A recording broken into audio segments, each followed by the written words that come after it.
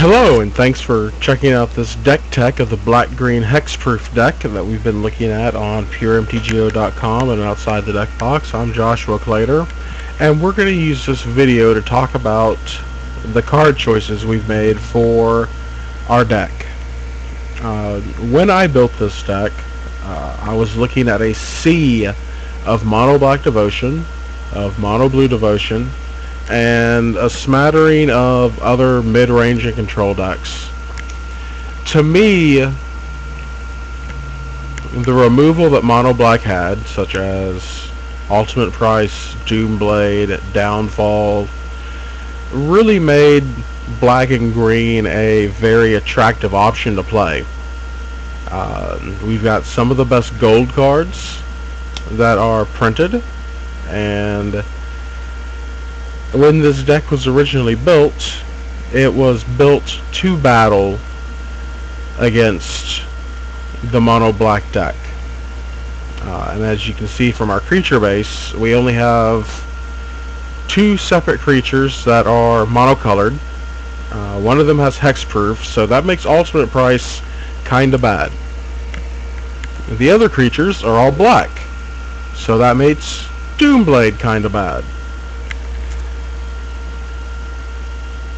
The ways to make Downfall bad are having regeneration and hexproof, and that kind of makes things bad there too.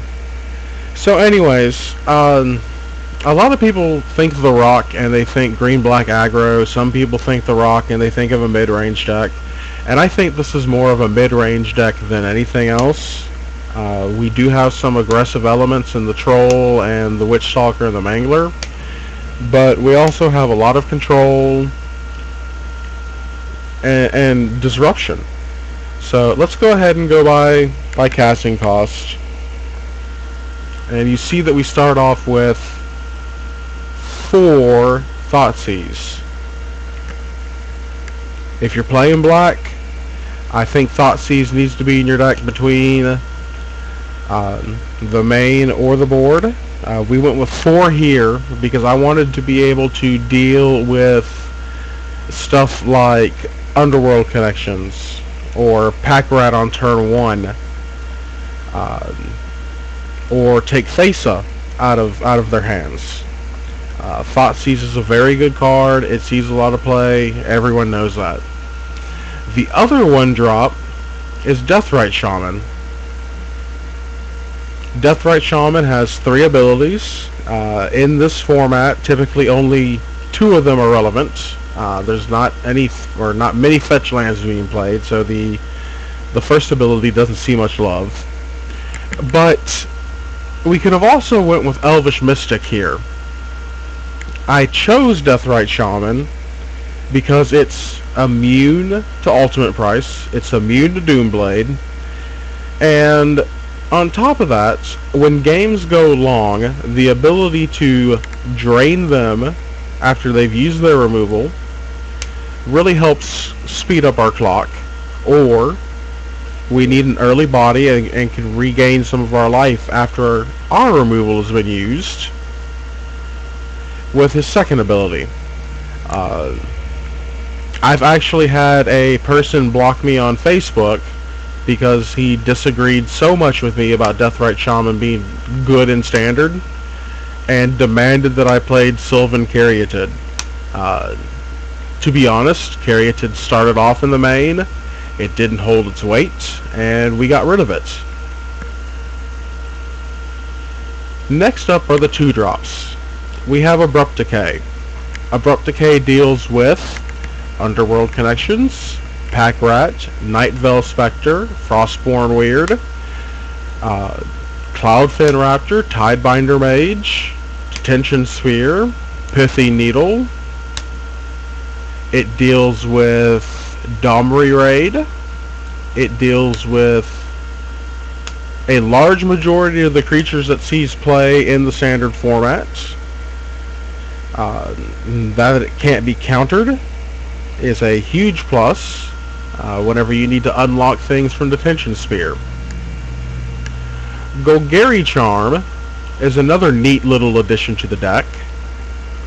The 3 modes, all creatures get -1/-1 until end of turn, or destroy target enchantment, or regenerate each creature you control. Charm is great against 2 matchups. It's great against Mono Black when you get to destroy their Underworld connections. And it's great against the blue-white control decks when you get to surprise regenerate my guys when you cast Supreme Verdict. It's also pretty okay against the mono red decks. They have a lot of X1 bodies, so it's kind of a wrath for us. Rounding out the disruption in the 2-drop slot, we have Ultimate Price. This guy kills most of Mono Blue's threats, and it kills Desecration Demon, and it kills Grey Merchant. It kills a lot of the threats in Mono Red. There we go. Our second creature in the deck is Lotleth Troll. This guy has been a lot of different things. He started off as Skylasher, then he became Scavenging Ooze, and as I kept running into Mono Black, I kept losing my 2-drop. Skylasher was fantastic against Mono Blue. Ooze was okay against Mono Blue. Lotleth Troll dodges the removal outside of... it dodges the removal. It blocks, regenerates, and has the potential to get bigger if we have a good discard. But notice that we only have 19 creatures in the deck, so we want to treat each of our creatures like they're something special. Lotleth Troll doesn't see a lot of play now, and I think he should see more, because it's a very good card. The ability to regenerate makes it good against Mono Black, and it makes it good against the blue-white control decks, and it makes it good against other aggro decks. Your 2/1 doesn't trade with their X or with their X2 anymore. You get a regenerating beater. Let's go ahead and move Lotleth Troll over here to the side, since we've already talked about them. Our 3-drops, we've got Hero's Downfall, which I believe is the premier black kill spell. It doesn't care about the creature as long as it doesn't have hexproof, and it doesn't care about the planeswalker. Hero's Downfall is really good. Let's move on.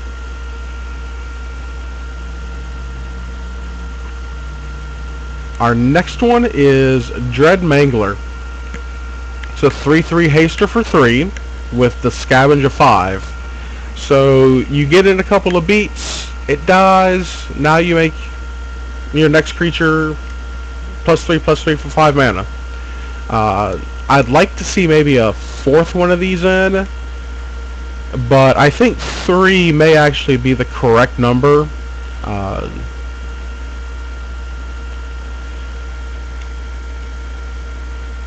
He's just really good. He dodges most of the removal. He doesn't care if he gets downfalled because he's going to make something better. Plant zombies are great. Let's move on to the next card we're going to look at, and that's Witch Stalker. Hexproof, whenever an opponent casts a blue or black spell during your turn, put a +1/+1 counter on Witch Stalker. Mainly I'm playing this guy because he's a hexproof 3/3. That means he can't be lightning striked. He can't be doombladed. He can't be downfalled. His only downfall pun is Supreme Verdict. He can't be detention speared. The incidental +1/+1 of someone casting a blue spell or a black spell on my turn is okay, but it's not something that happens often. But we'll take it. It's a very good 3-drop. It trades with a lot of things. It lives past a lot of things. I love them. Therefore, I've said all that I want to say about Witch Stalker. We'll move on. This is an older version of the deck. Desecration Demon is a huge beast. He's a 6/6 for 4, flying, Everyone knows what Demon does now. He's great. He ends games quickly. He's also a bit of a liability against the aggressive decks, because when you need a blocker, they sacrifice a guy, and he's no longer a blocker. So what I'm going to do for future testing of this deck is I'm going to move down to 3 demons. I sideboard them out a lot, and we're going to replace that demon with a 3rd Reaper of the Wilds. A 4/5 for 4. Whenever another creature dies, you scry, which this deck needs. This deck needs a way. It doesn't have a Golgari scry land yet. There's no green-black temple. There's no way to actually help fix your draws in the main. So being able to scry gets dead lands off the top, gets dead removal off the top. Also, this guy gets Death Touch and Hexproof. So he is immune to a lot of the same removal that everything else in the deck is immune to. We're done looking at creatures. Let's look at Vraska. Vraska could be anything, but what she what the Planeswalker actually is reusable removal. I cannot tell you how many times that I have cast this Planeswalker, destroyed a demon, +1 them, then destroyed an Underworld Connections, or destroyed a Night Veil Spectre and kept them off Devotion. I've actually won multiple games with this ultimate ability against Esper Control. Granted, they have a turn to draw a Detention Spear or Supreme Verdict, but if they don't, those assassins end the game. Vraska's a great Planeswalker in these colors. Protects herself really well, and has a good removal ability. So we've got 2 Vraskas there. That finishes up the spells and creatures. We've got our lands. 4 Mutavaults in a 2-color deck. Maybe asking a little much, but they do help a lot. There's no other land that I would want to play. In fact, the only land that I really want for this deck is the Green-Black Temple. So with that said, let's take a look at the sideboard. We've got a couple of Duresses for whenever we're matched against Mono Black Control or Esper.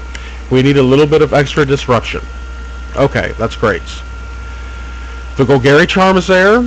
It helps against Weenie Swarms, it helps against Supreme Verdict decks, and it helps against Mono Black Control in keeping their Underworld Connections off the table. Lifebane Zombie is a bit of a concession to not green decks, but to Blood Baron. Blood Baron is really hard for this deck to deal with. If you look at the main, you see that our ways to deal with Blood Baron are limited.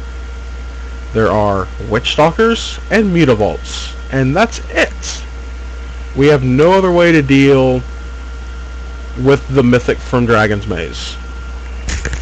Granted, we may Lifebane and not get there, but he's also a pretty good blocker. Mistcutter Hydra is our threat for Mono Blue Devotion and Supreme Verdict decks, and by Supreme Verdict decks I mean Blue White Control and Esper. Pithy Needle is a good catch-all. It shuts off Pack Rats, it shuts off Jace Architect of Thought, it shuts off Elspeth Sun's Champion, it shuts off the land that Underworld Connections is on, and it shuts off the God weapons. It'll also shut off the God abilities. Underworld Connections is here because we need a way to get card advantage against Mono Black Control and against the control decks. And Whip actually comes in a lot. We need the lifelink that it provides against aggro decks, and we need the recursion it provides against the control decks. So that is my deck tech for the green-black. I will have a written sideboard guide out on the companion article on puremtgo.com.